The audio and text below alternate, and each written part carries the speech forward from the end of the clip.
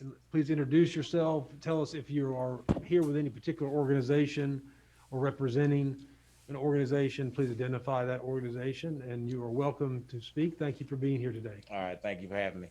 My name is Keith Lewis Jr. I'm the founder or co-founder of I'm a Father First with Jermaine Clark. We're local Atlantans. We've spent the past 3 years mentoring young men.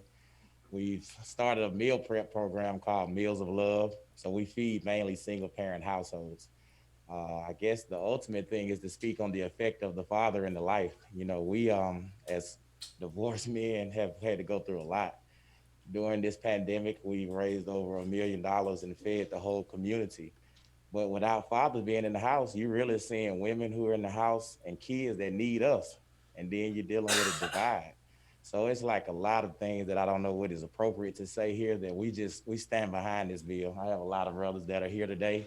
They're divorced men, they're estranged, and the mental health, the socioeconomic barriers they face, the different, climatic things that change during the pandemic, it doesn't do our community any good.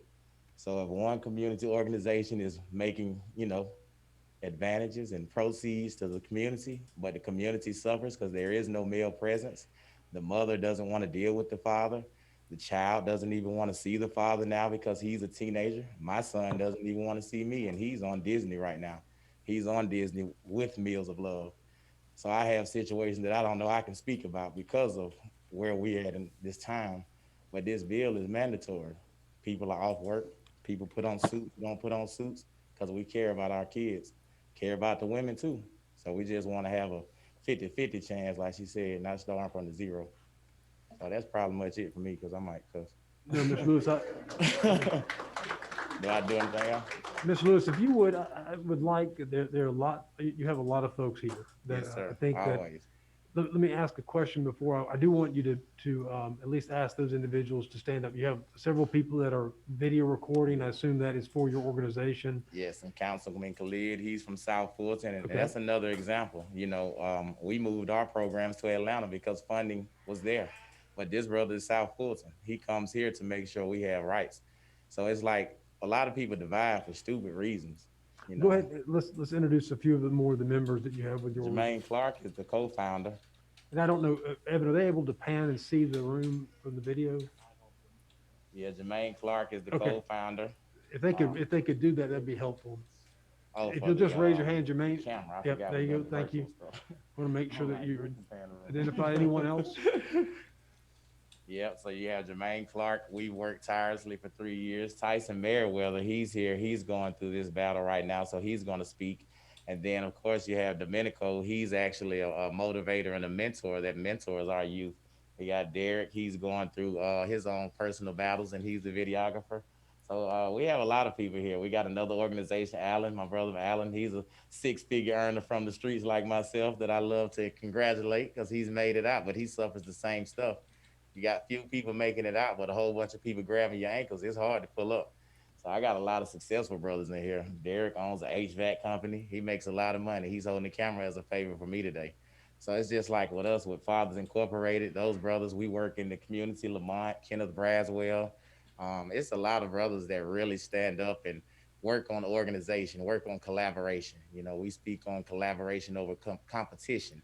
Mhm. So for us, whether it's feeding, whether it's giving bites in South Fulton, whether it's mentoring programs, free haircuts in the school, we're there. But if the kids don't have a father at home, like we have mentees who are getting shot, who are at home on house arrest, 14 years old. So they lean on us. So now I'm at home crying because I can't see my son, and I got a kid that want to see me that's been shot, and he's on house arrest. So Mhm. you know what I'm saying? It's like a little different for us because coming up Bankhead, Campbellton Road, we help all over the country. But at the end of the day, when you just do this, man, it pulls from you.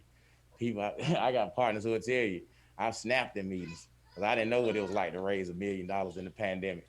And I didn't know that helping people would be so hard when people have such mental damages and drains from years of it. So I don't want to go on any further because other people got to speak. But Well, Mr. Lewis, I wanted to make sure that we gave an opportunity to recognize those yes, sir. men that are here and that are here in support of the bill, in support of your Yeah. organization. Certainly, it would seem to me that the situation with COVID has only exacerbated the time that you probably have had separated from your son and the men that are here today, I would assume that that has been difficult to secure your own rights, probably per your own divorce settlement agreements. Oh yeah. Is that fair to say? Oh yeah. I was on Zoom with my court case this morning. I've been at the dentist getting my teeth fixed, and I got to get on Zoom. So yeah, it's very hard to go in the community and help people when you have the people who you actually did this for. I'm a father first, started from my divorce, and now when I finally get out of poverty, quote unquote, I finally get support. Then what I did it for gets tearing up. But that's just what we here for. We here to carry that brunt on our backs. I got a lot of brothers who won't let me fall. But tell me why you think this measure, as opposed to the current system, is going to be an improvement. Well, I just think it's more people that care. You know, it's to me, it's always not about blaming a system. It's more so about correcting where we're at.